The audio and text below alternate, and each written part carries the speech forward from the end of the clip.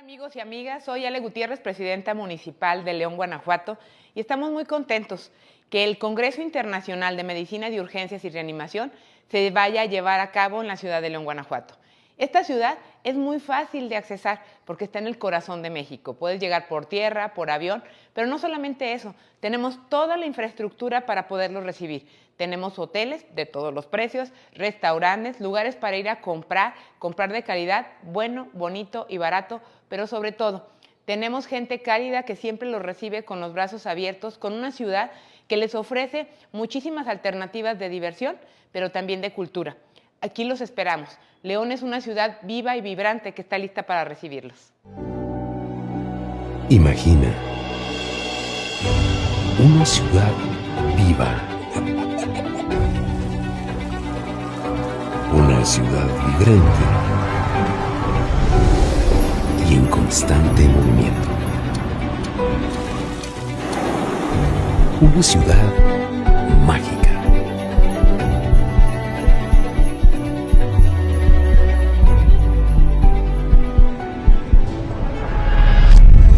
Hoy, León se levanta como un líder indiscutible en la industria de reuniones, siendo una de las ciudades con más altos índices de desarrollo en los últimos 20 años.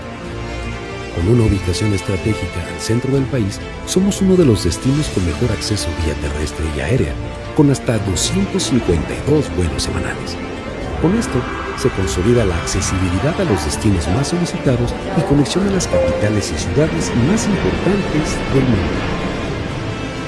El gran crecimiento de nuestra ciudad nos ha permitido dividirla en 4 zonas estratégicas de alojamiento, donde se cuentan con más de 8.500 habitaciones diarias disponibles.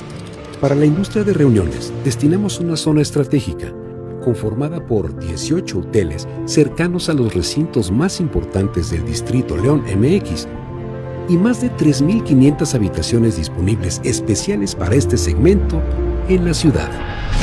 Poliforum León, recinto de vanguardia para realizar congresos, convenciones y exposiciones, con la facilidad para ejecutar distintos eventos simultáneos.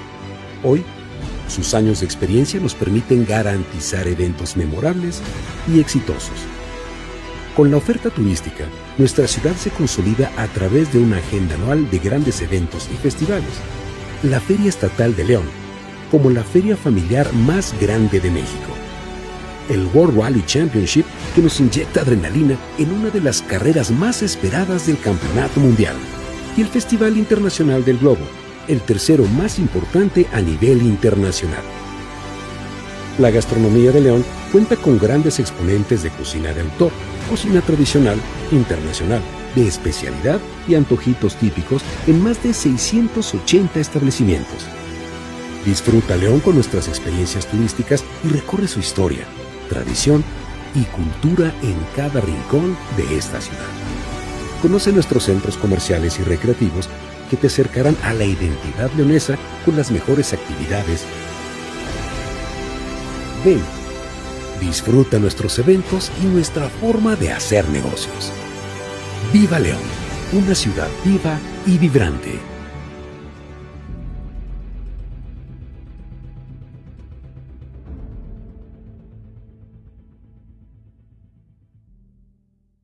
Secretaría de Turismo. Gobierno del Estado.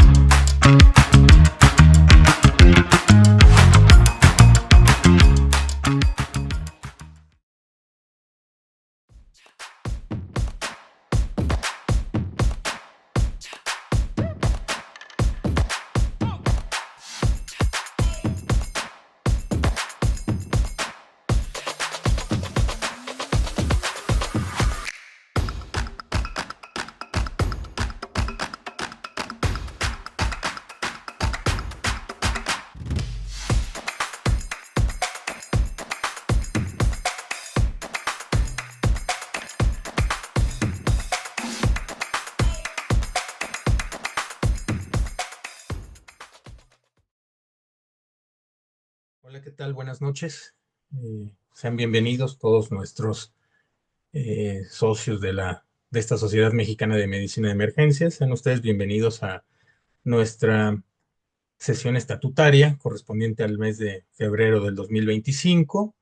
En esta ocasión quisimos escoger una fecha para llevar a cabo esta sesión que fuera cercana a nuestro próximo evento, que ustedes ya están bastante bien enterados. Estamos prácticamente a 35 días de llevar a cabo nuestro Congreso Internacional de Medicina de Urgencias y Reanimación en la ciudad de León, Guanajuato. Y bueno, dentro de este contexto, como parte del preámbulo a nuestro Congreso, tuvimos a bien hacerle extensiva la invitación al doctor Juan Francisco García Regalado. Él es médico urgenciólogo, es maestro en investigación clínica y es el presidente del Colegio de Médicos de Urgencias del Estado de Guanajuato, que gentilmente accedió a aceptar nuestra invitación para que sea nuestro profesor de esta última sesión estatutaria, previo a la realización de nuestro Congreso y evidentemente como presidente del capítulo estatal anfitrión de nuestro próximo Congreso. El doctor García Regalado, bueno, se ha caracterizado por ser un médico urgenciólogo bastante brillante y muy cercano a todas las actividades docentes que tienen que ver con la medicina de urgencias en nuestro país y evidentemente en toda la zona del estado de Guanajuato y sus alrededores. Es un médico que continuamente está en desarrollo, en formación, en capacitación y formador de recurso humano, y para lo cual pues le quiero agradecer aquí públicamente al doctor García Regalado que haya aceptado nuestra invitación. Y bueno, pues sin mayor preámbulo, los dejaré con él para comenzar con nuestra sesión estatutaria correspondiente al mes de febrero del 2025. Muchas gracias, doctor García Regalado, por aceptar la invitación. Y bueno, lo dejo aquí para que demos inicio a nuestra sesión mensual. Muchas gracias. Muchas gracias, doctor Olvera. Pues un honor estar aquí con ustedes. En verdad, muchísimas gracias por la oportunidad de poder compartir a este tema que son las claves esenciales en urgencias en la atención del paciente quemado. Déjenme platicarles un poquito sobre mí. Soy médico cirujano y partero, especialista en urgencias médico-quirúrgicas. Tengo maestría en investigación clínica, pero bueno, ya me ha tocado estar participando en varios procesos de tipo de dirección hospitalaria, gerencia hospitalaria, educación hospitalaria, bioética médica. También me ha tocado estar, como ya dijo Julio, estar apoyando a los residentes con la publicación de algunas de sus tesis, desarrollar algunos artículos y bueno, entre otros estos libros que tengo la coautoría con el doctor Noé Arellano. Y déjenme platicarles sobre la experiencia que su servidora estuvo teniendo durante aproximadamente 8 años en la unidad de terapia intensiva del Centro Estatal de Cuidados Críticos en la ciudad de Salamanca, Guanajuato, aquí en el estado. Y bueno, precisamente para eso, también quiero hacerles una cordial invitación y darle la bienvenida a nombre del Colegio Estatal de Medicina de Urgencias, a la Sociedad Mexicana de Medicina de Emergencias, a lo que viene siendo el Congreso Internacional que vamos a realizar en la ciudad de León, Guanajuato. Y bueno, pues bienvenidos a este gran estado y también a esta hermosa ciudad. León, Guanajuato, que es la capital nacional del calzado, pero también sus ciudades hermanas que pueden ustedes estar encontrando ahora que vengan aquí con Guanajuato. Tenemos la ciudad de Guanajuato capital a escasos 30, 40 minutos. La hermosa ciudad de San Miguel de Allende, que también se encuentra más o menos como a una hora tal vez de León. La ciudad de Dolores Hidalgo, cuna de la independencia nacional. Entonces, pues a nombre del grupo de urgenciólogos del estado de Guanajuato les damos la bienvenida y también déjenme platicarles un poquito sobre lo que tenemos en nuestro estado. A pesar de que somos un estado relativamente chico, en cuanto a la atención médica tenemos grandes unidades icónicas. Una de ellas es el Hospital de Atención de Cuidados Críticos, que se dedica básicamente a la atención de pacientes quemados y que apoyamos a los estados vecinos como Aguascalientes, Michoacán, En alguna ocasión también a Jalisco lo hemos apoyado. Tenemos los hospitales maternos infantiles que se dedican a la atención de las pacientes obstétricas críticas, en donde en este momento yo me encuentro laborando. El hospital infantil pediátrico de la ciudad de León, Guanajuato. Y bueno, tenemos una gran experiencia también en el tratamiento de código infarto a nivel estatal. Entonces, bajo ese tenor, pues les damos la bienvenida y pues gracias a la Sociedad Mexicana de Medicina de Emergencias por escoger León, Guanajuato para el desarrollo del Congreso. Gracias al doctor Olvera por permitirme compartir con ustedes esto.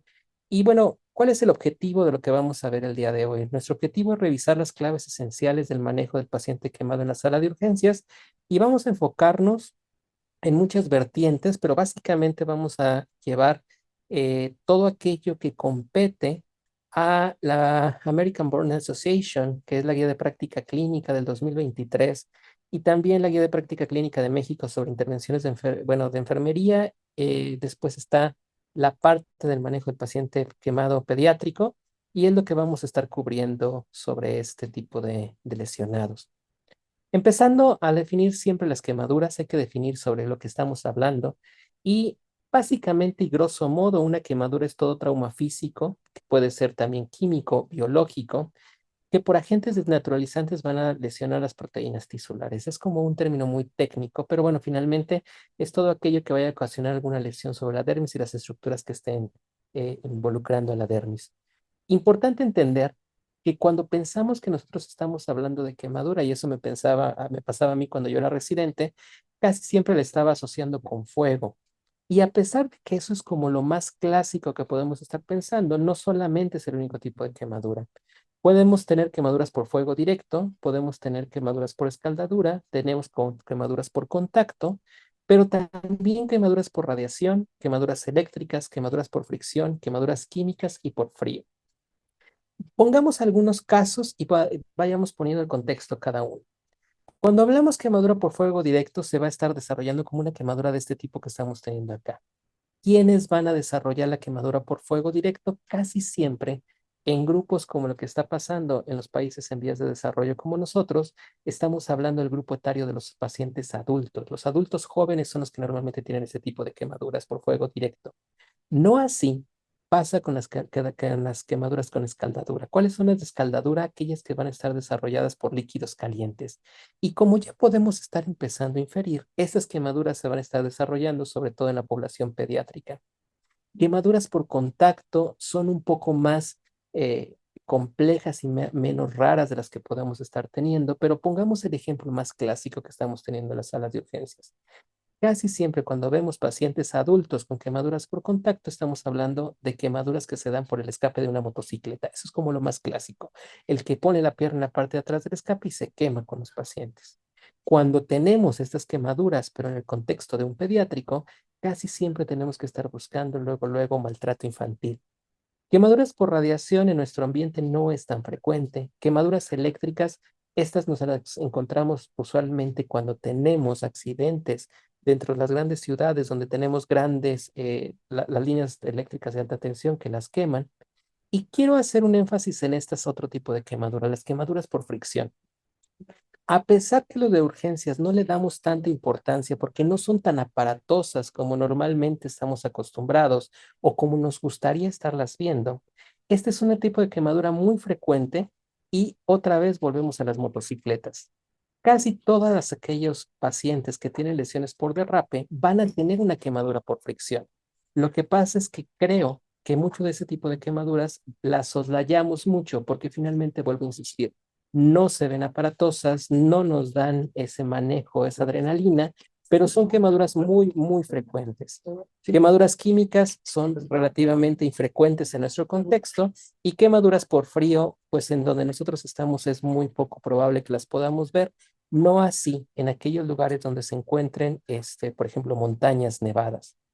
¿Por qué es tan relevante una quemadura? Bueno, lo relevante es que a nivel mundial, 180,000 defunciones por año se están presentando, pero el 95% de estas quemaduras las vamos a estar desarrollando en países en desarrollo, lo que entonces nos lleva a un contexto que pudiera ser considerado hasta un tema de injusticia social. ¿Por qué se está desarrollando en estos países? Y bueno, pues evidentemente tenemos condiciones socioeconómicas que están desarrollando y empujando hacia eso.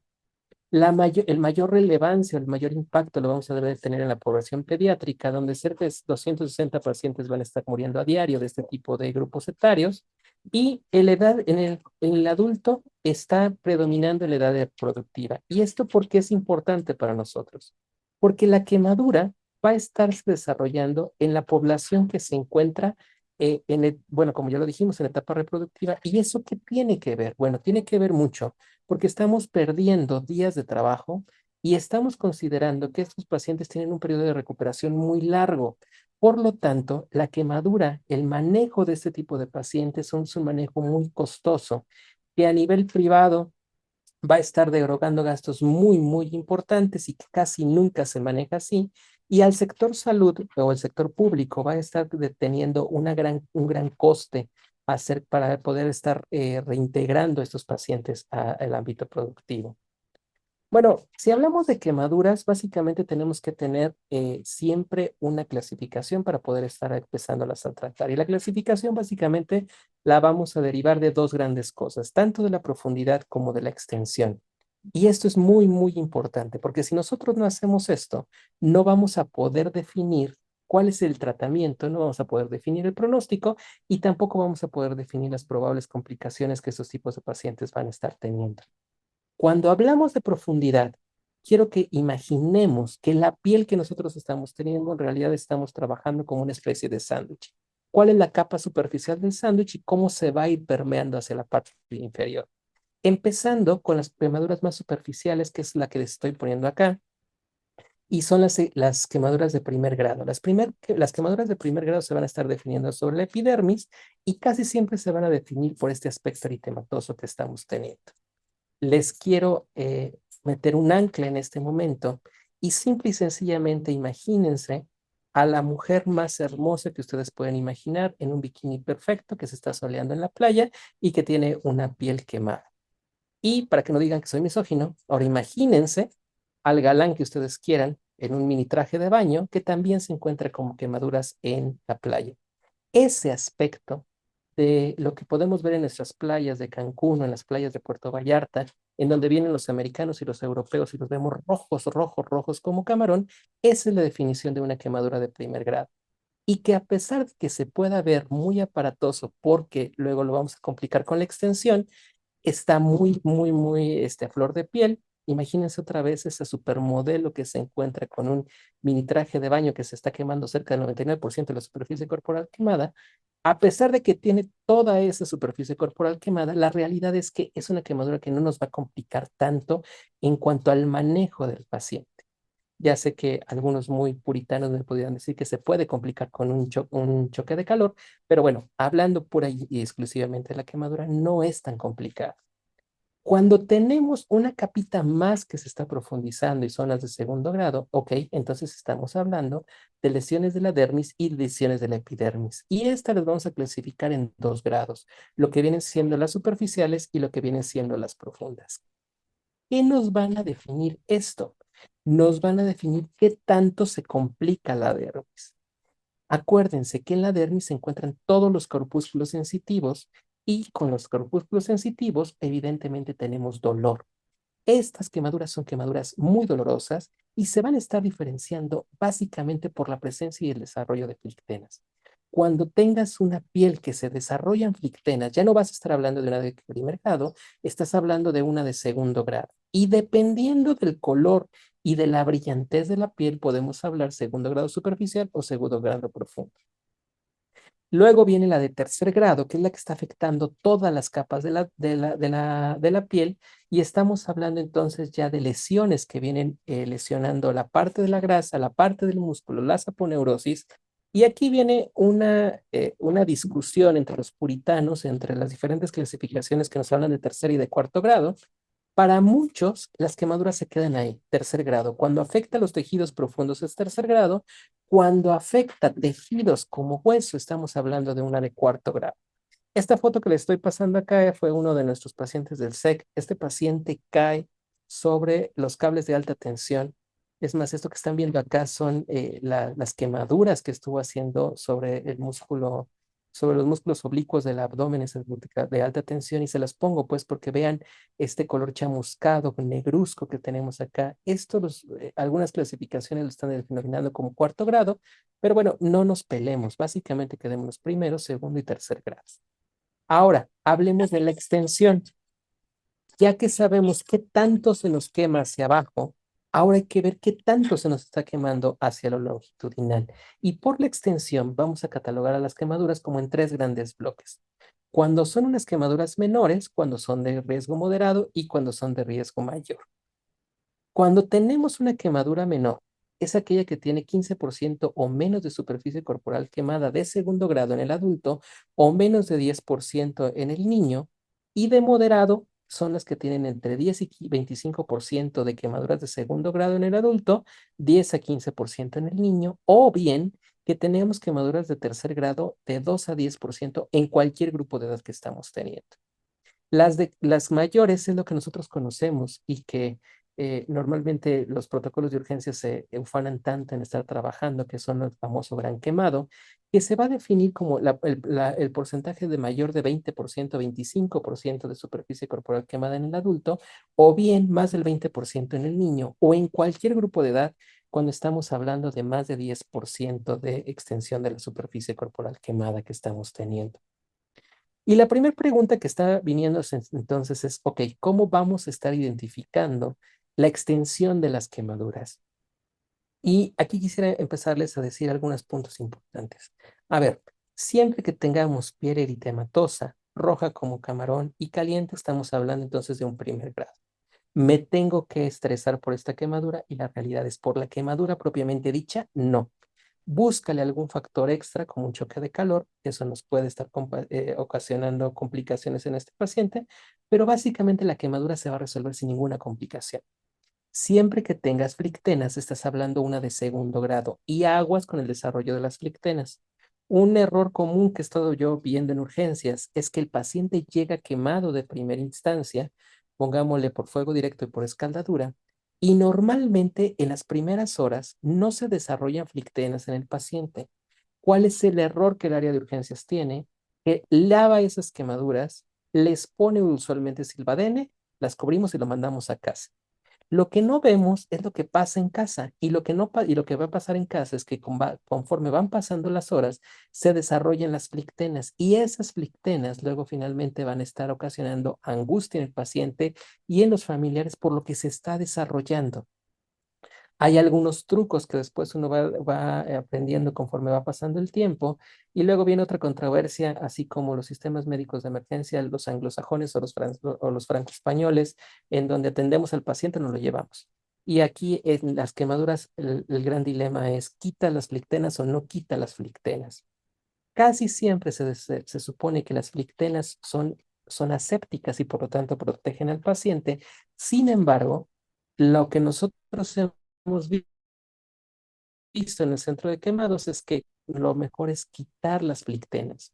Entonces, la presencia o no de flictenas al inicio no me está definiendo el segundo grado de la quemadura. Es decir, a veces la piel se ve eritematosa y se ve apenitas brillosita. Y lo que sí te puedo asegurar es que si no le haces nada, al contacto con las horas se van a empezar a desarrollar las flictenas. Es decir, la flictena te está diciendo que es de segundo grado, sí, pero al inicio pudiera ser que no la alcanzas a ver, y no te excluye que no vaya a ser una quemadura de segundo grado. Uno de los grandes problemas que tenemos es la extensión, como se los estaba diciendo. Siempre, desde que yo estaba de estudiante y empecé a aprender el curso de la ABLS y el ATLS, nos dicen bien fácil, pues haz la regla de los 9. Y les voy a decir y les voy a confesar un secreto. A pesar de que después de que hice la especialidad de urgencias, después de que estuve trabajando en un centro de quemados, me es complicadísimo a mí entender la famosa regla de los 9. Aunque yo sé que es una mnemotecnia, mi cabeza no da para esta mnemotecnia, pero bueno, para los que sí los alcancen a dar, se supone que todos los segmentos corporales que vamos a estar teniendo se van a dividir en múltiplos o dividendos del 9, hablando sobre la cabeza, sobre el tronco, sobre las piernas y sobre los brazos. Esto es lo más frecuente que van a estar escuchando en la mayor parte de los protocolos. Hay una regla que nos simplifica de la famosa regla de los 9, si es la famosa regla de la palma de la mano o el método de Palmer. El método de Palmer finalmente nos va a decir que la superficie corporal quemada que vamos a estar teniendo con el paciente se va a estar definiendo por la palma de la mano del paciente junto con los dedos de la mano del paciente. Y que esto finalmente es lo que me va a estar dando, dependiendo de cuántas veces me cabe la palma de la mano, a la superficie que tiene mi paciente. Grandes errores que tenemos con esto, bueno, es que hay algunos estudios que nos están diciendo que la regla de Palmer se tiene que estar ajustando al grupo si es hombre o es mujer, y esto es decir que multipliquemos por 0.8 la superficie corporal quemada si es hombre o de 0.7 si es mujer. Y la otra gran problema que tenemos en la clínica es, ok, ¿y cómo diablos agarras el tamaño de la palma de la mano para estar midiendo al paciente cuando tenemos un gran quemado? Y podría parecer muy tonto, pero les juro que son cosas que yo ya viví cuando estuve intentando hacer esto y a veces es muy complicado. Otra de las escalas que podemos estar usando es la escala de Lumbrauder. Esta es una escala que nos va a dividir todavía la economía y que nos la va a estar ajustando por grupos etarios. Y ahora que estamos viviendo en nuestra era de la tecnología y de las grandes cosas, ¿qué es lo que yo les recomiendo? Consíganse cualquiera de estos programitas que nos están hablando sobre cómo calcular la extensión.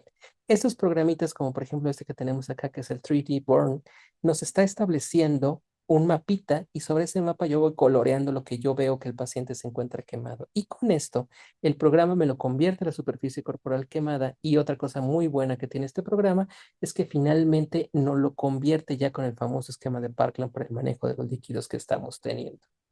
La realidad es que la medicina moderna nos está avanzando tanto que este programa, cuando se encuentra en los programas ya de software médico como tal, son lo que muchos centros de quemados están utilizando para estar estimando las quemaduras de los pacientes. Finalmente, si tienen esto con la posibilidad de tenerlo en su celular, sería una muy buena opción. Si no es así, lo que yo les recomiendo cuando tenemos medicina prehospitalaria y el enlace con la medicina hospitalaria, en especial con el área de urgencias, establezcamos una definición rápida de la extensión. ¿Y quién me lo va a establecer? Evidentemente, la famosa regla de los 9. Y ahí sí tengo que decirlo, tengan siempre este esquemita de la regla de los 9, en donde puedan ustedes establecer en grosso modo cuál es la extensión que tiene mi paciente y sobre esa definición empiecen a dar el tratamiento que vamos a necesitar. Sin embargo, algo que también he estado aprendiendo conforme la experiencia me lo ha estado dando y conforme los protocolos y los estudios de investigación han estado diciendo es que la extensión que nosotros establecemos al inicio con el paciente tiene que ser ajustada. Casi siempre hicieron un metaanálisis en el cual establecieron lo que establecen los paramédicos dentro de prehospital en cuanto a la extensión de la superficie corporal quemada con lo que pasa en la sala de urgencias. Y parece que los índices kappa, es decir, los índices de variabilidad entre el observador entre prehospital y hospital no son tan discordantes. Es decir, que la superficie corporal quemada que nos dan los paramédicos es muy similar a la que los médicos de urgencias dan. ¿Por qué? Porque lo estamos estableciendo casi siempre en base a la regla de los 9. Lo que les recomiendo es, entonces, cuando llegue el paciente quemado y hagamos nuestra evaluación primaria, establezcamos esto bajo la regla de los 9, pero ya cuando ustedes brinquen hacia la revisión terciaria, vuelvan a valorar la extensión que tiene mi paciente, pero ya no con la regla de los 9. Busquen esta escala de Lumbrauder y esta escala de Lumbrauder fragmenten los segmentos y vuélvanlo a establecer para que vuelvan a ajustar al paciente.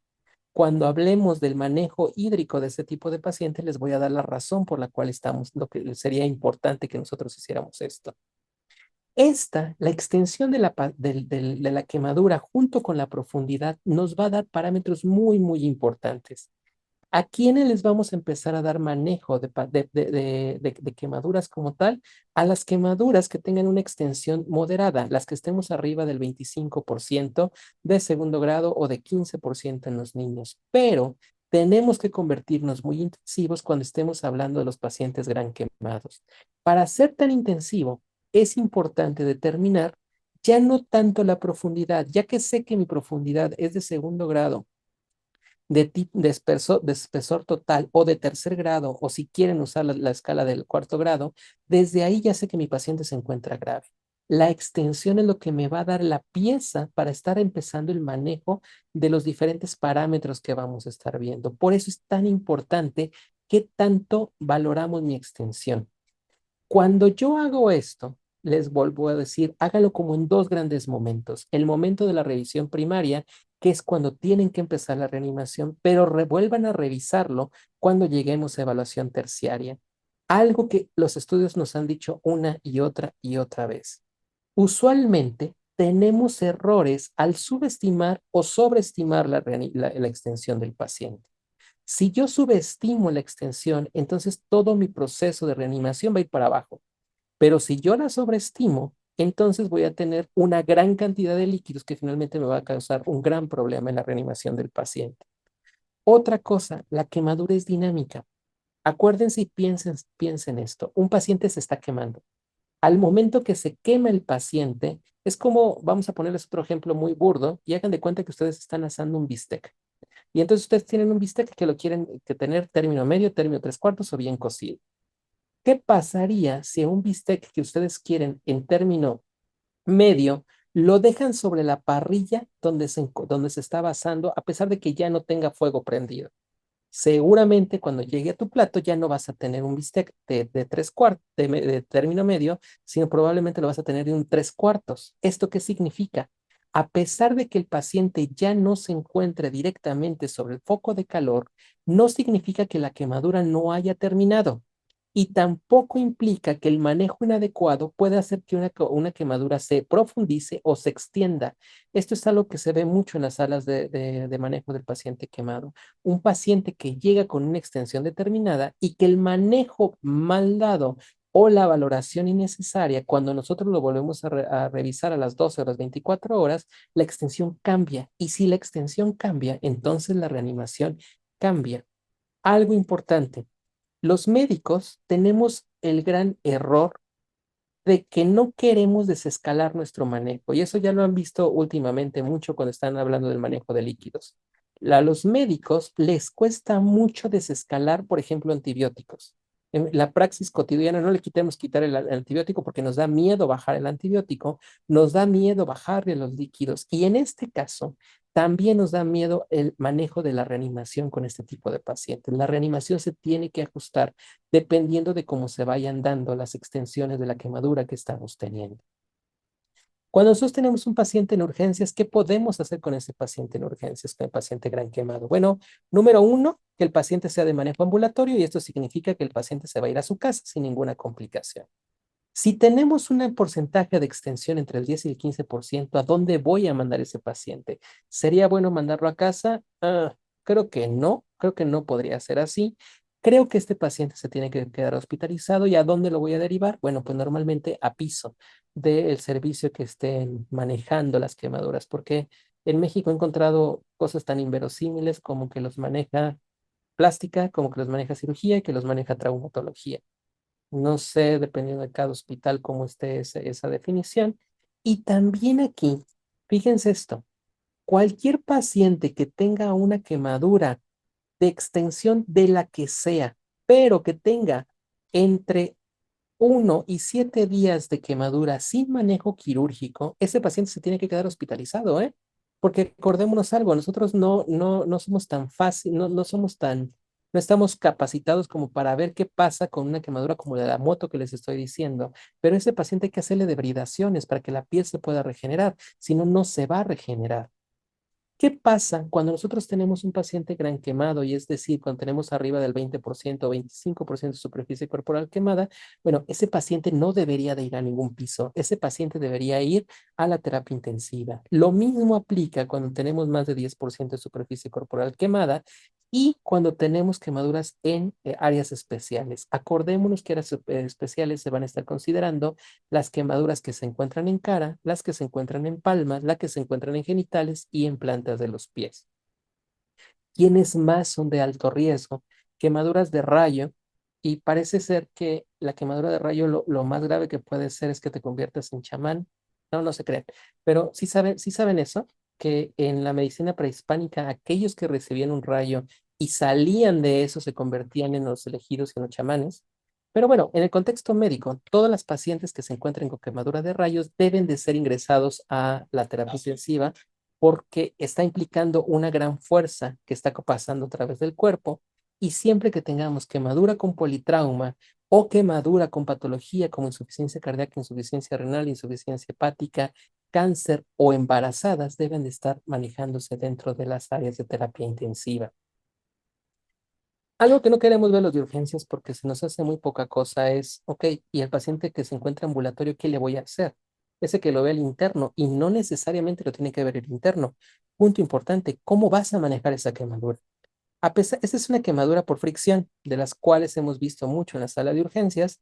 Esta parte de la piel se encuentra muy limpia, pero esta, muchachos, va a desarrollar al rato una escara. Cuando tengan ustedes una herida por quemadura, piensen en algo. Tenemos que tener, o nuestras metas de manejo, aunque sean ambulatorias, son que la quemadura se encuentre limpia, que se encuentre limpiándose en forma continua, y eso es debridamiento, y que le podamos ofrecer una cobertura. Casi por default, todos nos han enseñado o tradicionalmente entendemos que una quemadura es igual a silvadene o el argentafil. Y la realidad es que el argentafil y el silvadene no son las mejores opciones para estar con el manejo. Necesitamos darle algo que pueda cubrir la quemadura, que permita que se humedezca la quemadura, para que con esas dos grandes consideraciones, que se cubra y que se humedezca, favorezca el proceso de la cicatrización. Si yo uso medicamentos tipo argentafil y tipo furacin, me van a dar una cobertura y me van a dar una protección bacteriostática, pero no me van a estar dando la de la cicatrización y la limitación de los daños. A diferencia, por ejemplo, si usamos estas dos sustancias, que es el neosporin y lo que viene siendo el Anacep, estos son muy buenas sustancias que nos van a permitir cubrir la quemadura, permitirnos dar también un efecto bacteriostático. La gran ventaja es que no nos mancha la piel y nos va a permitir estar revalorando en forma continua, a diferencia del furacin y del argentafil. Y si nosotros queremos ponerle ese plus de cobertura y de cicatrización, lo podemos hacer a través de estas dos cosas. El ActiCoat, que nos va a dejar como una mallita de carbón activado que nos va a estar protegiendo al paciente, o el Yelonet, que nos va a dar una cobertura bastante buena con el paciente, nos hidrata al paciente, y la siguiente valoración que tengamos que hacer para limpiar esa herida va a ser mucho más fácil que haberle puesto una gasa con argentafil o con silvadene. Pero bueno, lo que nos gusta a nosotros es la adrenalina, y entonces vamos a estar hablando del paciente gran quemado y las claves de ascenso. Si nosotros quisiéramos resumir el manejo completo del paciente quemado, básicamente lo podemos definir en esta línea del tiempo. Vamos a tener un paciente que se quema en este momento, que es el momento cero, la interacción con el servicio médico de emergencias, la interacción con el servicio de urgencias. Aquí vamos a escalarlo con el otro bloque de medicina de urgencias, que es la medicina intensiva, y finalmente la medicina de rehabilitación. En una secuencia temporal, ¿quién nos toca y qué le toca hacer a cada uno?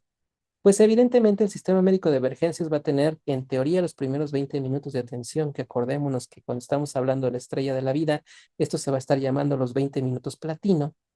Y para irnos así de románticos con los prehospitalarios, vámonos ahora con la famosa hora dorada del sistema médico de urgencias, en donde nos va a estar entrando esta hora dorada, pero pensando que nuestro paciente queda con nosotros 8 horas, entonces empezamos dentro de este proceso de estabilización.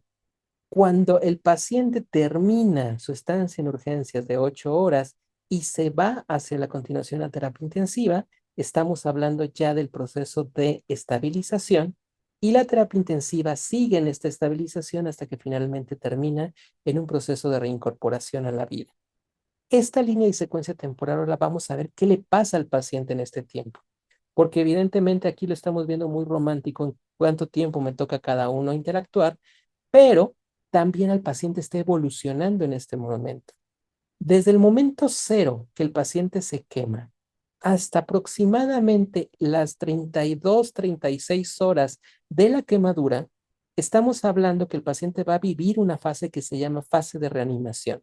Esta fase de reanimación es exactamente donde tenemos que estar incidiendo. Y ahora veamos ¿Qué le toca o a quién le toca hacer esta fase de reanimación? La fase de reanimación del paciente quemado no debe de empezar en la sala de urgencias. Si el paciente llega con una ambulancia para atenderlo, ellos empiezan la reanimación, nosotros continuamos la reanimación y ¿quiénes van a terminar la reanimación?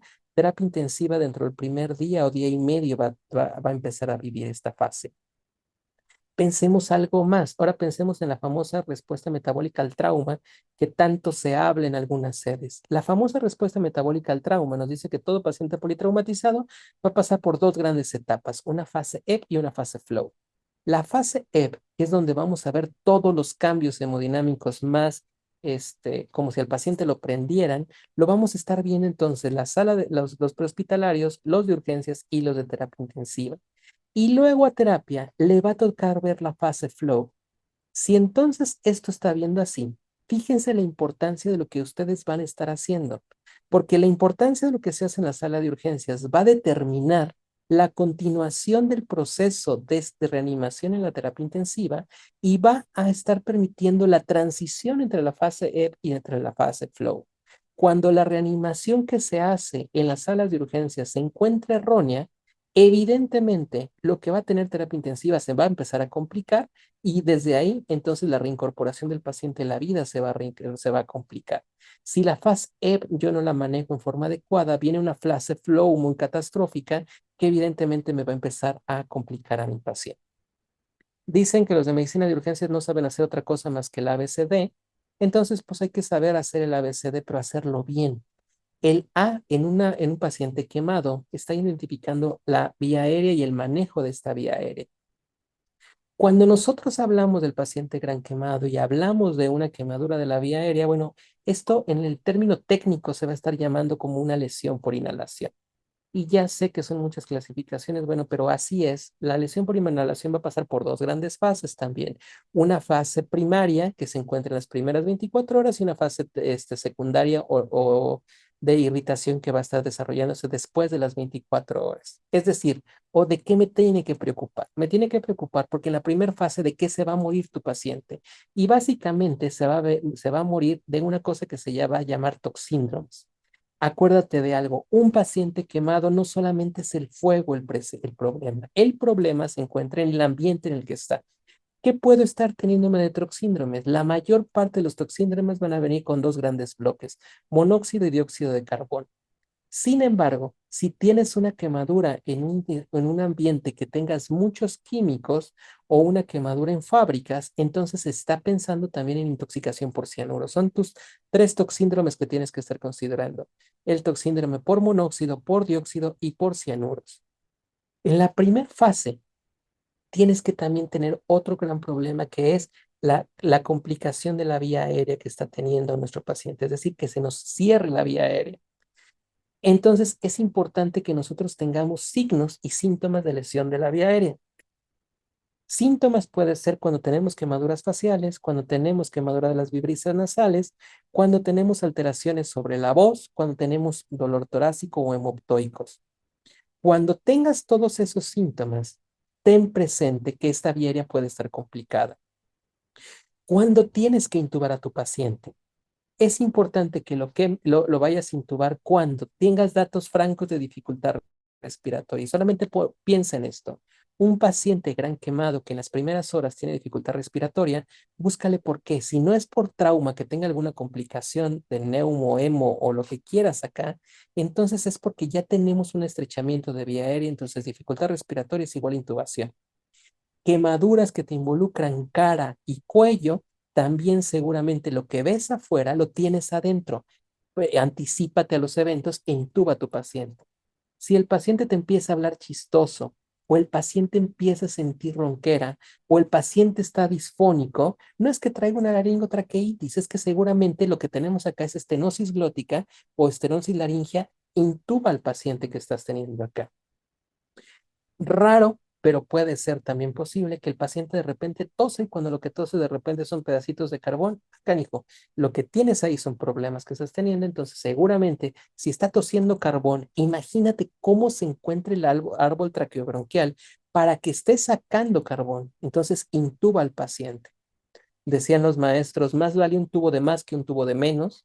Y otro de los errores frecuentes que te tienen en el área de urgencia es que tienes un paciente con grandes sospechas y no lo intubas. Y entonces, ¿qué va a pasar? Que la intubación se convierte en una intubación muy, muy difícil, o si no, vas a convertir en una intubación que no va a ser una intubación orotraqueal, sino va a necesitarse una tráqueo o una cricotiroidectomía. En segunda fase, ya no te preocupes por la estenosis. Una vez entubado el paciente, ya no se te va a complicar por ahí. Se te va a complicar con esta fase, en las lesiones por irritación. Y básicamente las lesiones por irritación van a tener tres grandes pilares de manejo. El edema que se va a estar produciendo dentro de la vía aérea. Si afuera ves que el paciente tiene flictenas y que las flictenas están ocasionando exudado, esto mismo también está pasando dentro de la cavidad pulmonar, y esto son las secreciones que te van a empezar a complicar el paciente. Entonces tenemos que romper estas secreciones que estamos teniendo acá. Las secreciones están dándose porque hay una irritación. Se lesionan los neumocitos, y aparte la mucosa se lesiona, está con un proceso inflamatorio, crea mayor secreción mucosa, disminuye los movimientos ciliares, y esto nos van a provocar broncoespasmo. Entonces, si ya sabemos que nuestro problema son aumentos de secreciones, broncoespasmo y luego el proceso de regeneración con fibrosis, entonces hay que hacer algo para manejar estos tres. ¿Cómo lo vamos a poder hacer? ¿Cómo vamos a poder manejar el broncoespasmo? Ya lo sabemos, con broncodilatadores. ¿Cómo vamos a estar manejando el manejo de secreciones? Con soluciones que nos disminuyan la presencia de secreciones, como cuál puede ser, como por ejemplo la N-acetilcisteína. La N-acetilcisteína rompe las secreciones, fluidifica las secreciones y nos permite mejorar la dinámica ventilatoria de nuestro paciente quemado. Y ahora la fibrosis, ¿cómo lo podemos hacer? Y aunque controvertido, no existe ni estudio ni muy a favor ni muy en contra, entonces todavía está como muy, muy indeterminado, pero parece que las nebulizaciones con heparina son algo que nos pueden estar ayudando a nuestro paciente. Entonces, resumido cuenta, en la vía aérea, preocúpate al inicio por los toxíndromes y preocúpate por cuándo vas a intubar a tu paciente. Ya que lo encuentres intubado, preocúpate qué va a pasar después de las primeras 18, 24 horas, y son tres pilares de tratamiento: controla las secreciones, rompe el broncoespasmo y disminuye la fibrosis de tu paciente. Ya que tienes a tu paciente intubado, pues entonces ahora vamos a tener que tener problemas para la ventilación. La ventilación, nuestras metas de tratamiento son saturaciones arriba del 90%, y aquí no hay diferencia en el manejo del paciente ventilado que se encuentra quemado del otro paciente que se encuentra con lesión de SDR. Eso ya lo sabes cómo manejarlo. Más bien, piensa siempre en lo que está pasando ahora con el proceso mecánico. Y aquí te pongo un caso muy, muy claro.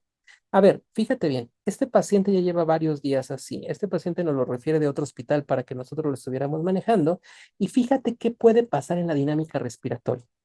Cuando tienes estas lesiones, que finalmente ahora son escaras, este tórax se convierte ya no en un tórax flexible por la piel que estamos teniendo, porque inténtate jalar la piel y vas a ver que se encuentra flexible, pero cuando se encuentra quemada, la piel se convierte en un cuero. Y haz de cuenta que el tórax se está manejando a través de lo que viene siendo como un cinturón. Y dime tú, si el cinturón se encuentra apretado, si puedes mover o cambiar ese cinturón, y la respuesta es no. Esto en la región torácica o en la región abdominal va a estarnos ocasionando una cosa que se llama síndrome compartamental, pero a nivel pulmonar, este síndrome compartamental va a estar evitando que el paciente pueda hacer el movimiento de amplexión y amplexación. ¿Qué tienes que hacer para que el paciente pueda respirar? Hay que quitarle ese cinturón, y no es tan fácil como desabrochar el cinturón. Aquí lo que tenemos que hacer es abrir la piel, es decir, hacer escarectomías. Siempre piensa en esto. Siempre que tengamos quemaduras sobre piel, sobre tórax y sobre abdomen, cuidado que no sean quemaduras circunferenciales, es decir, que no le den la vuelta al paciente, porque si le dan la vuelta, entonces la dinámica respiratoria se va a alterar, y por lo tanto el proceso de ventilación se me va a alterar, y no porque tengamos problema intrapulmonar, sino porque es un problema mecánico que tenemos que resolver. Y entramos como a la parte más cuchicuchesca del manejo del paciente quemado. Ya sé que esa frase no la conocen los muy modernos, pero bueno, la fase más interesante del manejo del paciente quemado se encuentra en la reanimación hídrica. Esta foto que les estoy poniendo acá es de un lugar muy, muy, muy famoso para los que conocen de quemados, y es el Coconut Grot. El Coconut Grove fue finalmente un antro que estaba desarrollándose en Estados Unidos y si no mal recuerdo, hacia la década de los 50, los 60 se quema y le permitió a los médicos de Parkland establecer por primera vez una práctica de sus protocolos de manejo de pacientes. Ellos necesitaban pacientes quemados y ¿qué creen? Llegaron los pacientes quemados. Cuando llegan estos pacientes quemados, Dexter finalmente hace protocolos de reanimación con agua y finalmente de ahí sale en la clínica Parkland el famoso esquema de Parkland. El esquema de Parkland tradicional nos está hablando que la reanimación del paciente quemado se debe de dar con soluciones cristaloides de tipo balanceados y que los vamos a estar metiendo a través de esta bendita fórmula. Parkland dice 4 por peso de paciente por superficie corporal quemada. Ya hemos sabido que esto no es tan bueno y ahora trabajamos con una cosa que se llama el esquema de Parkland modificado, que el esquema de Parkland modificado, siendo muy estrictos, es entre 2 y 4 cc. Ya la mayoría de los protocolos estamos hablando de empezar reanimaciones con 2 mililitros por metro cuadrado de superficie corporal quemada por peso del paciente. Entonces, quédense con esta. La fórmula de Parkland modificado es empezar con 2 mililitros por peso por superficie corporal quemada y esto lo vamos a estar usando dentro de las primeras 24 horas de reanimación de nuestro paciente. ¿Cuándo empieza Parkland? Parkland empieza al momento que se queme el paciente, no al momento que el paciente llega a la sala de urgencias. Eso es importante que se entienda. Parkland debe de empezar a correr cuando el paciente se quema. Y aquí me puedes decir, pues entonces tenemos que estar cuidando a todos los pacientes para que no se quemen. Pues no, la respuesta es no, no lo podemos hacer. Pero sí debemos de estar contemplando tiempos, porque ese es el tiempo en el que yo tengo para actuar. Es decir, si el paciente se quemó hace 1 hora y llega conmigo 1 hora después, yo no tengo 8 horas para reanimar al paciente, tengo 7. Si el paciente se quemó hace 2 horas, entonces no tengo 8, tengo 6. Eso es importante que lo estemos teniendo. Calculamos Parkland en base a Parkland modificado. La mitad del cálculo lo vamos a pasar en las primeras 8 horas, pero las primeras 8 horas del momento de la quemadura. Es decir, que si yo calculo 10 litros de reanimación de mi paciente en las primeras 8 y yo solamente tengo 6, entonces voy a pasar esos 10 litros no en 8 horas, en 6 horas voy a estar pasando esto. La otra mitad la voy a pasar en las siguientes 16 horas. Y ahora viene algo importante que estemos teniendo. Si yo les preguntara a los residentes, ¿qué tipo de choque tiene el paciente quemado?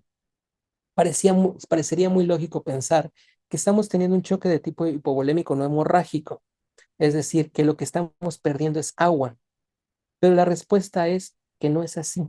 El paciente que tiene el gran quemado tiene un choque especial que se llama el choque del quemado. Y el choque del quemado es una interacción entre 3 grandes choques.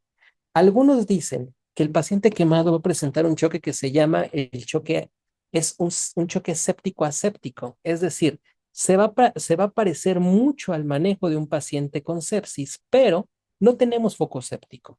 ¿Por qué se parece tanto? Porque finalmente la lesión de la piel le va a pegar a un órgano importante que es el endotelio, y cuando el endotelio se lesiona, la respuesta se amplifica a todo el sistema y el paciente se va a comportar muy similar a un paciente séptico. Este choque del quemado, entonces, es importante que entiendas que tiene un gran componente de hipovolemia, pero también un gran componente de vasodilatación y otro gran componente cardíaco, que algunos de los más viejos pueden decir, este es el famoso factor depresor del miocardio, que en realidad no es como tal, no existe una sustancia pirógena endógena, como decían los primeros padres de la medicina cuando andaban sobre la fiebre que nos deprime el miocardio. No, no es así, es la combinación que me va a deprimir el miocardio. Es decir, el choque del quemado, efectivamente, lo voy a manejar mucho como un choque hipovolémico a través de Parkinson modificado, pero cuando yo tenga ya los suficientes líquidos para reanimar al paciente y no se pueda recibir, entonces ahora voy a buscar y tratar el siguiente componente que es el de vasodilatación. Y con este voy a empezar a usar el manejo de aminas. Y cuando tenga una depresión del miocardio, entonces entiendo el compromiso cardíaco y le voy a meter un inotropo. Es decir, el choque del quemado se debe de manejar. La piedra angular es agua, pero nunca te olvides de vasopresores y de inotropos para tu manejo. ¿Para qué vas a reanimar el paciente? Ten siempre en cuenta estas tres metas. Preserva la función tisular, minimiza la isquemia y sobre todo reduce la respuesta inflamatoria, porque si no rompes esta respuesta inflamatoria, esta cadena se va a estar exacerbando y la paciente le va a ir peor. Si tú lo reanimas poco, ¿qué va a pasar? Pues esto ya lo sabemos. Reanimación deficiente igual a hipoxia tisular, igual a acidosis metabólica, igual a choque, igual a falla renal, igual a muerte. Pero lo que no vemos, y eso les estaba diciendo hace ratito cuando les hablaba de la extensión que tiene el paciente, es qué pasa cuando yo sobrereanimo al paciente. Uno de los doctores que yo conocí, me acuerdo que me caía tan gordo porque me decía, tú nomás ponle agua, Paco, y con eso se resuelve. Sí, güey, o sea, ¿con agua se resuelve el paciente? Claro que no, el agua complica al paciente.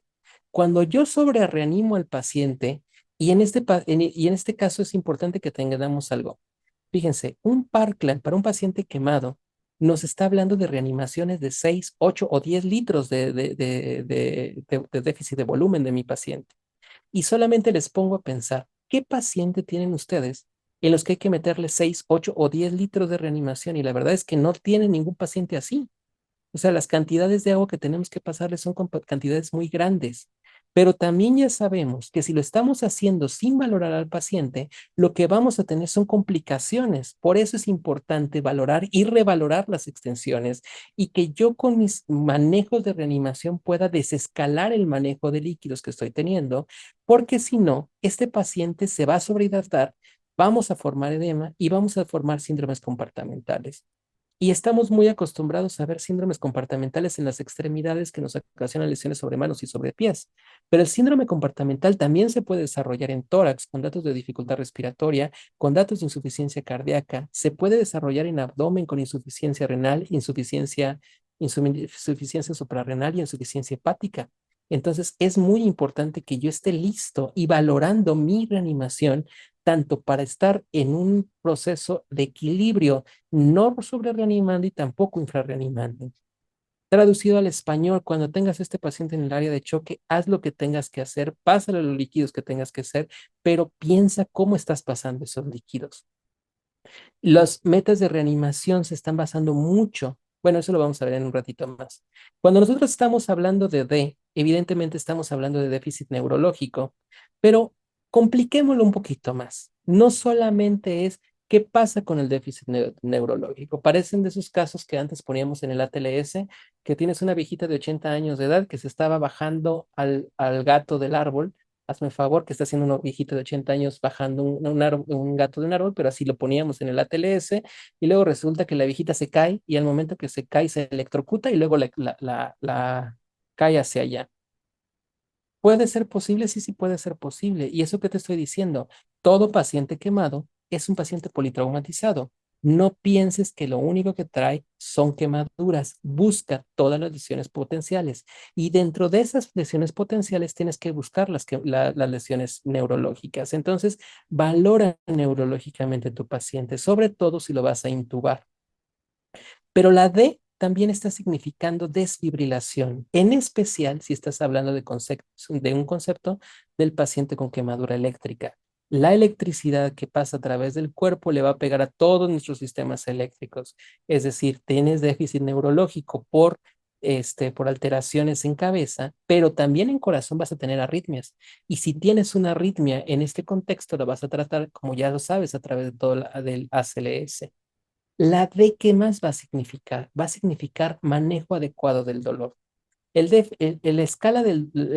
manejo del dolor lo vamos a hacer a través de esta escala del dolor, en donde vamos a estar trabajando por escaloncitos.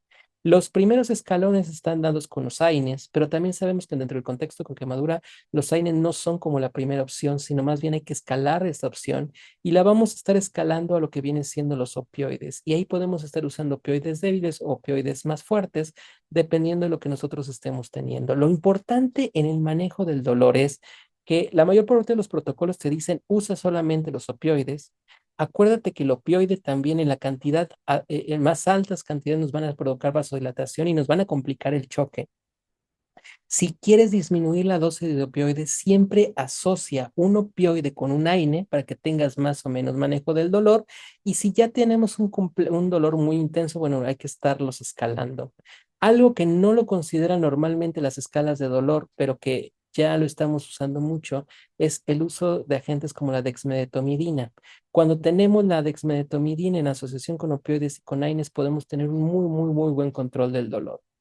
Eh, Nada más para que lo sepan, el dolor dentro de las primeras fases o esta fase de reanimación es un dolor mucho de tipo somático, pero cuando entramos en una fase de recuperación vamos a empezar a tener un dolor de tipo neuropático. El área de urgencias no lo va a ver, eso se ve más allá durante la evolución de los pacientes. Entonces, considerar el uso de neuropáticos cuando el paciente ya se encuentra en una fase de recuperación.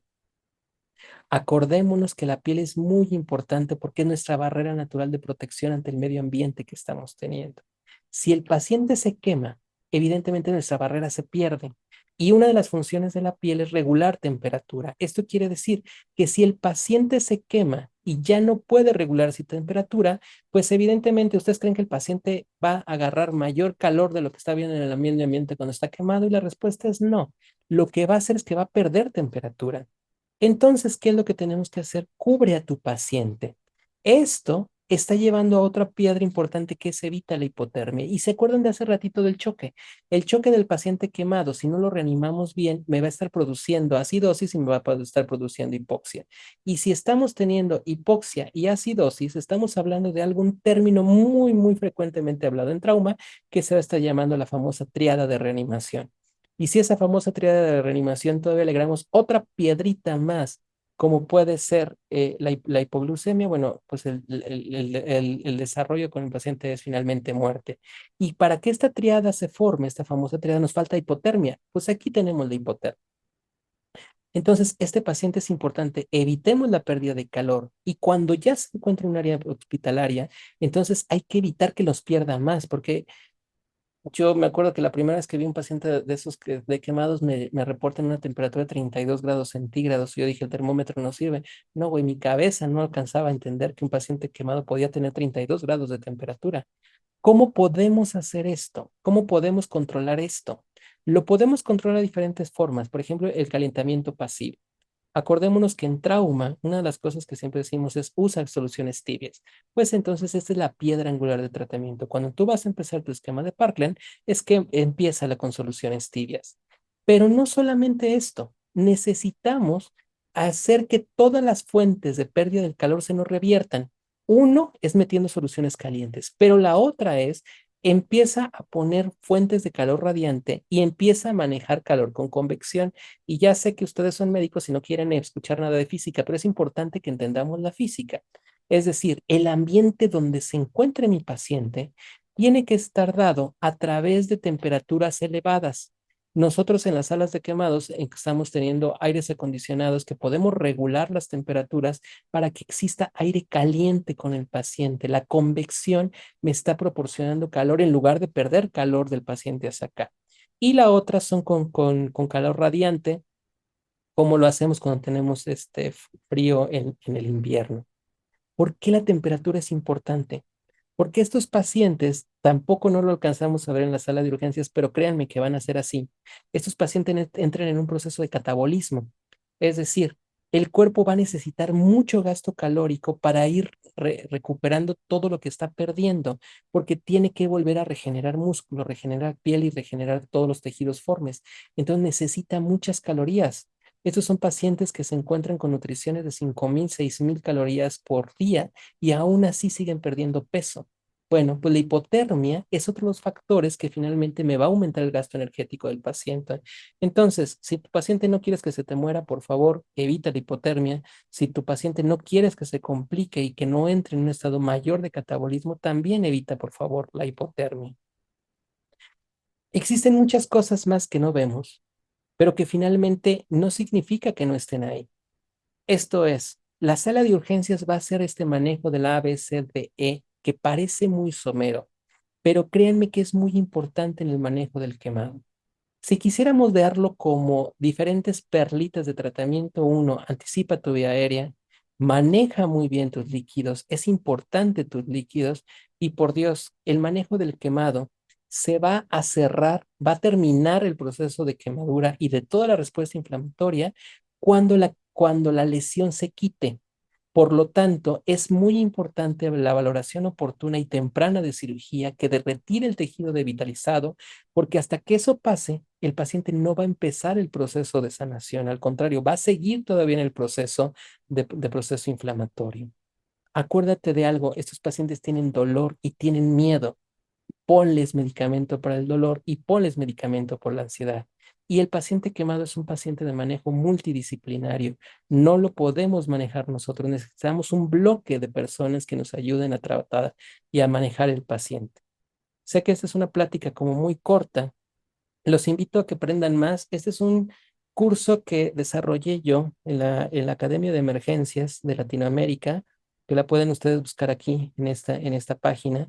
Y este es para la atención del manejo quemado. Vemos cada una de estas patologías que estoy poniéndoles acá en forma determinada, para que podamos ir profundizando sobre este tema. Creo que es un muy buen curso. A mí me gustó cómo me quedó este. Ahí, si ustedes quieren, pues les dejo la liga. Y bueno, finalmente no me queda más que agradecerle al doctor Olvera por la oportunidad de estar con ustedes el día de hoy, a la Sociedad Mexicana de Medicina de Emergencias y a todos los que estamos interactuando en emergencias a nivel del país. Sean bienvenidos. Cuando vengan a León, por favor visiten este lugar. Es un lugar muy icónico de León, que es el Templo del Expiatorio. Este templo, no soy yo nadie para contarles ni ustedes para saberlo, pero sepan que estos se clasifican como de los templos neogóticos, es decir, si ustedes lo ven, parece mucho la Catedral de Notre Dame en Francia. Hay pocos templos así, pero es un templo impresionante, algo que lo que no pueden estar perdiendo la siguiente visita aquí a la ciudad de León, Guanajuato. Los esperamos ya cerquita con ustedes. Guanajuato abre las puertas y pues a nombre del Colegio de Medicina de Urgencias del Estado de Guanajuato, le agradecemos a la Sociedad Mexicana de Medicina de Emergencias por su invitación y por estar con nosotros en este estado. Pues muchas gracias, doctor Olvera. Bueno, pues muchas gracias, doctor García Regalado. Muchas gracias, Paco, por esta excelente presentación. Fíjate que sí, el manejo del paciente quemado en todas sus facetas sigue siendo un problema real el tratamiento, ¿no? Si bien es cierto, ya hay muchas escuelas y ya hay muchos lugares como áreas de expertise en el tratamiento integral del paciente quemado en el entorno de todo el país, en el interior y en las principales ciudades. Yo creo que a todos los médicos de urgencias nos sigue llamando la atención el manejo, ¿no? De esos pacientes quemados. Nos seguimos llevando sorpresas en cuestión de tratamientos sin ningún sustento, sin ningún respaldo bibliográfico de tanto de cómo se manejan los líquidos, de cómo se manejan las lesiones.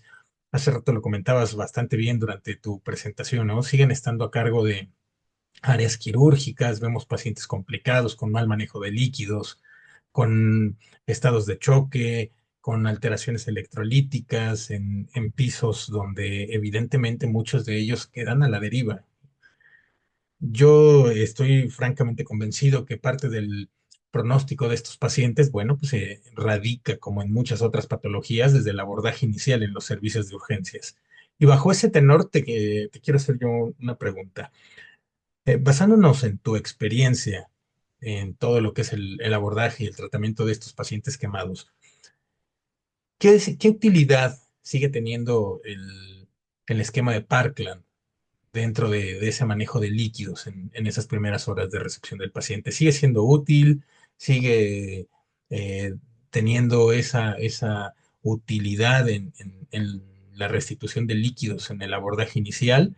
Y bajo ese mismo tema, que nos comentara si existe algo nuevo para el abordaje y para el control de líquidos de estos pacientes. Yo creo, Julio, que cuando tú estás hablando de esquema de Parkland, si es útil o no es útil, yo creo que la respuesta es sí. Y lo quisiera hacer como una analogía, como cuando nosotros estamos hablando sobre reanimación. O sea, cuando nosotros hablamos sobre reanimación, estamos hablando de que ya somos muy buenos en reanimación y hablamos sobre reanimación de alta calidad y hablamos sobre pit crew y hablamos sobre lo que quieras y mandes. La pregunta es, si tenemos tantas cosas y a veces decimos que algunos de los lineamientos de la ACLS no son reales, o no se nos aplican a nuestra práctica cotidiana como tal, ¿por qué seguimos enseñando ese famoso CAB? Y la respuesta es porque yo creo que nos da una pauta. ¿Qué es lo que creo que Parkland nos va a dar una pauta muy buena para el manejo? Y la realidad que me ha tocado ver cuando me ha tocado estar con los residentes que están empezando a rotar con nosotros es que los residentes, eh, ¿cuántos residentes van a estarse enfrentando durante la residencia a un paciente gran quemado? Y la realidad es que se te pueden enfrentar con un paciente, dos a lo mucho, pero la realidad es que dos no te alcanzan a poder entender la magnitud del proceso de lo que significa el manejo completo del paciente. Hay muchos médicos de base que en su vida han visto un paciente gran quemado. Entonces, ¿cómo les puede estar enseñando la reanimación cuando no entienden ese concepto? A mí me tocó ver cómo médicos internistas estaban manejando las reanimaciones del quemado con líquidos para 6 horas porque no entienden la fisiopatología que está teniendo este paciente. Creo que la reanimación por el esquema de Parkland es base importante porque nos va a dar como el tablón sobre el cual tenemos que actuar. Lo que no les dije, y eso es muy importante, es que la reanimación tiene que estar dirigida en metas. Es decir, establece su esquema de Parkland, pero este esquema de Parkland hay que estarlo evaluando. CENIAC propone la evaluación a través de un parámetro muy confiable y casi todos lo dicen igual, que es a través de la orina, para estar viendo que el paciente está orinando entre 0.5 y 0.1, pero la realidad es que también con eso nos quedamos muy cortos. La reanimación tendría que estar dada a través de o sea, evaluada a través de dos grandes parámetros, lo que viene siendo metas estáticas y metas dinámicas. Y junto con las metas estáticas y las dinámicas, ahora podemos agregarle a otro las metas ultrasonográficas. Y junto con esas tres, estáticas, dinámicas y ultrasonido, estar hablando sobre una reanimación más dirigida. Pero, ¿cuál es la importancia de Parkland? Que Parkland te da la base para que tú puedas actuar. Cuando ves el protocolo del CENIAC, cuando ves el protocolo de el Nurse Reanimation, cuando ves gran parte también de lo que está haciendo Galveston, la piedra base es Parkland. Y Parkland se va a ir moviendo hacia arriba o hacia abajo a través de las metas dinámicas y estáticas.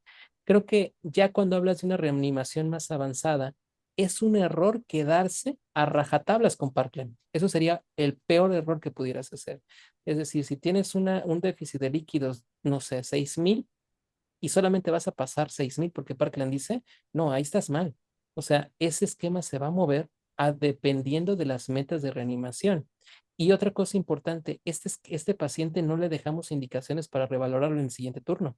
Este paciente se tiene que estar revaluando todas las metas y toda la reanimación hora por hora, por hora y por hora. Y en base a eso, subir líquidos, bajar líquidos. Y la otra cosa que que yo siempre propugné mucho, es que dice que las primeras 24 horas el manejo va a ser única y exclusivamente con cristaloides. Las guías de reanimación de la ABA durante el 2023 ya dicen que no, y eso es algo de lo que nosotros hacíamos. Cuando ves la fisiopatología, empiezas a meter albúmina a partir de las 16 horas. Algunos lo jalan desde 12, pero ¿por qué? Porque ya vimos que efectivamente si le metemos muchos líquidos, como Parkland lo dice, sobre reanimamos al paciente y llegan momentos en que alcanzamos metas de reanimación con agua y no lo alcanzamos, pero sí nos falta volumen. Entonces, ¿qué le vamos a estar metiendo? Soluciones coloides, pero en este caso los coloides son la albúmina. Entonces, la respuesta tácitamente sería, ¿es importante Parkland? Yo considero que sí, porque Parkland te da la base con la que actuar, pero Parkland solo no es lo que va a dirigir la reanimación. La reanimación tiene que estar dirigida por metas y te digo, básicamente podemos ver esas tres, estáticas, dinámicas y ultrasonográficas. Ok, gracias. Fíjate que esto que tocas ahorita de estas metas, sobre todo las ultrasonográficas, importantes hoy día, ¿no? Por todo el auge que tiene el apoyo de la ultrasonografía, no solamente en el diagnóstico, sino también en seguimientos de estas metas de reanimación en muchas patologías y evidentemente el paciente gran quemado no es la excepción. Eh, Aparte de la albúmina, Paco, tenemos algunas otras opciones que actualmente se estén usando para mejorar la distribución de esos líquidos, evitar síndromes de fuga capilar, evitar eh, esta fuga hacia intersticio, tercer espacio y básicamente seguir perpetuando un problema de volemia y de hipoperfusión a nivel tisular. ¿Tenemos alguna otra opción actualmente o con la albúmina es más que suficiente? No, fíjate que Ese nosotros nunca lo usamos, o bueno, yo particularmente nunca lo llegué a usar, pero en las guías de la ABA la están dando también como una posibilidad el uso de soluciones hipertónicas. Sin embargo, también no lo recomiendan como, no tiene una recomendación fuerte para el uso. A pesar de que teóricamente vamos a meter menor cantidad de líquidos y vamos a meter, y por lo tanto mejorar esa distribución hídrica y vamos a estar disminuyendo la fuga capilar y todo lo que eso va a estar llevando, la realidad que también tenemos que ver, Julio, es que este paciente metabólicamente es bien complicado.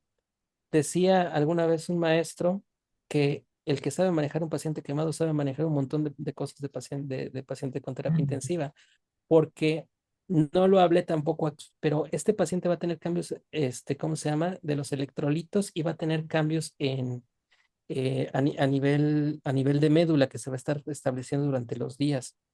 Entonces, a pesar de que sí es una opción considerada el uso de soluciones hipertónicas, no es como lo más consensado. Todavía, de hecho, algunos se están resistiendo mucho al uso de la albúmina, porque en teoría existe un sustento fisiopatológico donde se encuentra esa gran fuga capilar que se está desarrollando entre las primeras 24 horas, pero la realidad es que algunos estudios clínicos han demostrado que es como la mejor opción. Entonces, básicamente serían esas tres grandes opciones: uso completo solamente cristaloides, cristaloide más coloide de tipo albúmina, o uso de soluciones hipertónicas en bolos para estar controlando a los pacientes. Hasta donde yo sé, existen esas tres posibilidades de tratamiento, pero de las que son más aceptadas es coloides o cristaloides o la mezcla entre los dos. Ok. El control del dolor evidentemente es parte fundamental y de la ansiedad de este tipo de pacientes. Eh, Sabemos que por la intensidad del dolor y evidentemente por todas las repercusiones secundarias que pudieran tener los AINES, no sé cuál sería la mejor opción: manejo de AINES, manejo de opioides. Hay varios estudios ahí de seguimiento en los cuales pues nos comentan que parte de las primeras opciones y como parte de evitar ese daño renal por todos procesos fisiopatológicos y complicaciones secundarias a los quemados, nuestras primeras opciones tendrían que ser manejo de opioides de diferente intensidad, de diferente, eh, eh, este, para manejar diferentes controles e intensidades del dolor. Bajo esa circunstancia, también podríamos manejar de manera rutinaria el uso de heparinas de bajo peso molecular. ¿Lo podremos estandarizar en el manejo de todos los pacientes quemados? Lo que pasa es que tienes que estandarizarlo, Julio. Mira, es otra vez como la fase. No traté nada sobre el uso de heparinas de bajo peso molecular porque está como muy enfocada esta plática en el área de urgencias. Y estamos pensando que el paciente que estamos tratando en el área de urgencias está en el proceso netamente de reanimación. Pero la fase de reanimación en tiempo va a estar terminando entre las 24 y 36 horas. Y en el proceso fisiopatológico va a terminar en el momento que se hace el retiro del material muerto. Es decir, tienes que estar pensando que el paciente que estás teniendo en la sala de reanimación, en las siguientes 24 horas tiene que entrar a aseo quirúrgico. Y por lo tanto, el aseo quirúrgico no solamente es, eh, por ejemplo, te cuento lo que nosotros pasaba en la sala de reanimación, en la terapia de quemados, es hacerle debridamiento completo y finalmente todas las escaras había que estarlas retirando. Entonces, son pacientes que luego te va a empezar a tener sangrados impresionantes, Julio. Ese también es otra fase que no comenté acá porque no le compete a urgencias necesariamente, pero cuando el paciente lo metes a escarectomías, las primeras horas de las escarectomías tienen sangrados impresionantes, y aquí entonces nosotros casi siempre jugábamos con ácido tranexámico, y la otra cosa jugábamos a nivel tópico con el Sedasilk, que hace como una película para estar quitando ese sangrado en capita que está teniendo. Pero después de esa primera fase en la que el paciente ya entró a quirófano, hay que pensar que el paciente empieza con estados protrombóticos y que esos estados protrombóticos ahora hay que cubrirlos para que el paciente no me Ujú. vaya a generar trombos. Entonces hay que ponerle heparina de bajo peso molecular. Entonces, si yo lo quisiera establecer así, es importante ponerle enoxaparina o cualquiera de las heparinas de bajo peso molecular al paciente en el área de choque? Y la respuesta es no, porque tienes que pensar que ese paciente va a entrar a proceso quirúrgico pronto. Pero cuando lo tienes en el seguimiento, sí hay que cubrir a ese paciente, Julio. Es más, otro de los fenómenos que pasa a nivel de los laboratorios es que estos pacientes en las primeras 24 horas te alcanzan hemoglobinas de 22, 24. ¿Y por qué? Pues porque tienes una redistribución de plasma por la pérdida, la pérdida que estás teniendo con el paciente. Entonces, ¿cuándo sería indispensable la heparina? En el seguimiento del paciente. ¿Cuándo te lo va a dar? Depende del momento en que el paciente salga de quirófano. Bien, muchas gracias, Paco. Pues es todo un mundo, ¿no? El manejo del paciente quemado y con todas sus variantes y una piedra fundamental de esto es conocer todos los procesos fisiopatológicos del gran quemado. Coincido con lo que comentaste. La fisiopatología del paciente gran quemado es tan rica que una vez que dominas el abordaje de estos pacientes, evidentemente puedes dominar y entender muchos procesos fisiopatológicos de muchas otras enfermedades inflamatorias. Es todo un mundo, Paco, todo lo de los quemados. Vamos a hacerte llegar el resto de las preguntas que tengan nuestros asistentes a esta sesión para que nos hagas el favor de darte el tiempo de contestarla mediante nuestro chat. Y bueno, pues no me resta más que agradecerte tu apoyo para que se llevara a cabo esta sesión estatutaria previa a nuestro congreso, que ya nos hiciste favor también de ahí de darle la difusión adecuada. Y bueno, pues no me queda la más mínima duda que ustedes como capítulo estatal que van a estar como anfitriones de nuestro congreso, pues va a ser todo un éxito. Recordarle a todos nuestros socios, a todos nuestros afiliados y a todos los que no están también afiliados a nosotros, pero que se acercan a la sociedad en estas sesiones estatutarias, pues extenderles la invitación a nuestro próximo congreso. Ya estamos prácticamente a poquito más de un mes, 35 días para que empecemos con nuestro congreso. Recordarles que pues nuestro comité de educación está llevando a cabo unas tareas impresionantes en cuestión de la estructuración de los programas académicos, tanto de enfermería, de medicina prehospitalaria y de área médica, con más de 200 presentaciones, más de 130 profesores nacionales e internacionales y con muchos aspectos novedosos, entre ellos todo esto que está actualmente en boga de todo lo que es la inteligencia artificial. Los esperamos allá en la ciudad de León, Guanajuato. Sin lugar a dudas, estamos preparando un congreso bastante bueno, muy atractivo y con temas novedosos como parte de la estructura de este congreso. Muchas gracias, Paco, nuevamente.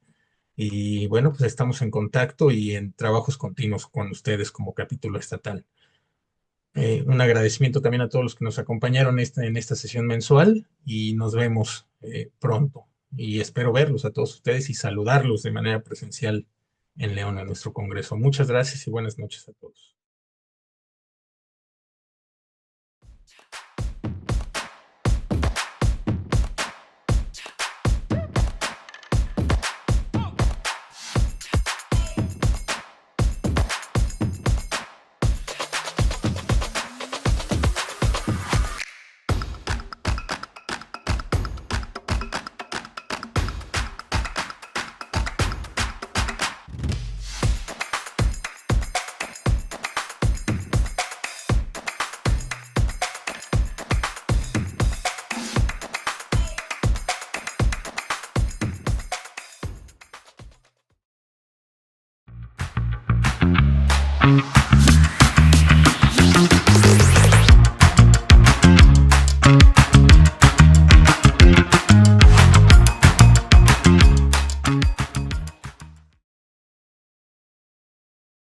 Amigos y amigas, soy Ale Gutiérrez, presidenta municipal de León, Guanajuato, y estamos muy contentos que el Congreso Internacional de Medicina de Urgencias y Reanimación se vaya a llevar a cabo en la ciudad de León, Guanajuato.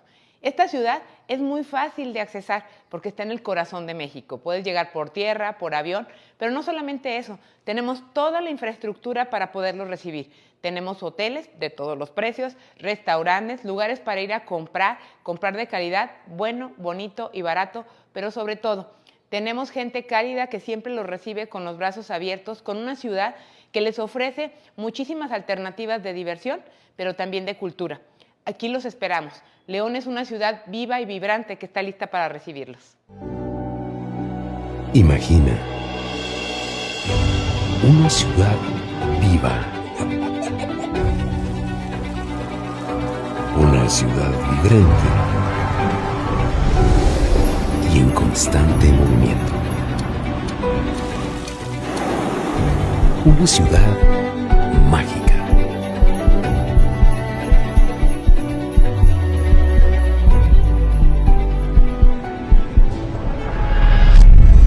Hoy, León se levanta como un líder indiscutible en la industria de reuniones, siendo una de las ciudades con más altos índices de desarrollo en los últimos 20 años. Con una ubicación estratégica al centro del país, somos uno de los destinos con mejor acceso vía terrestre y aérea, con hasta 252 vuelos semanales. Con esto, se consolida la accesibilidad a los destinos más solicitados y conexión a las capitales y ciudades más importantes del mundo.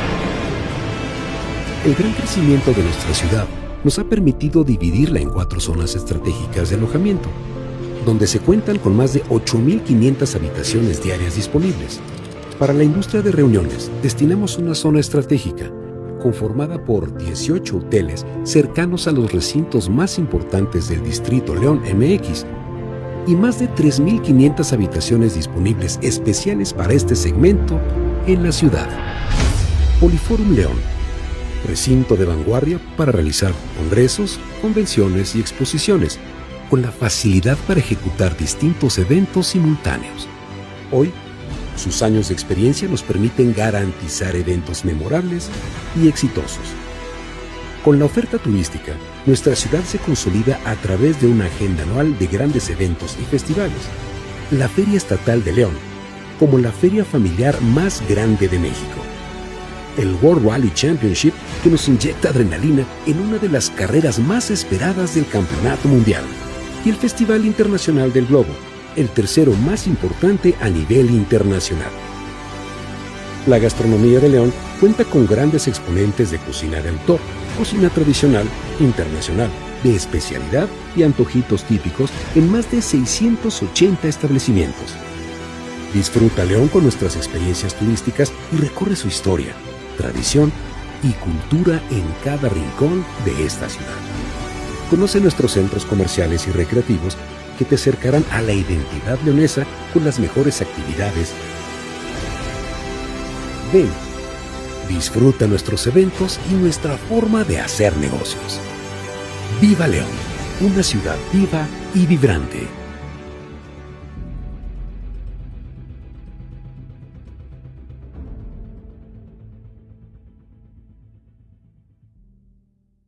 Secretaría de Turismo. Gobierno del Estado.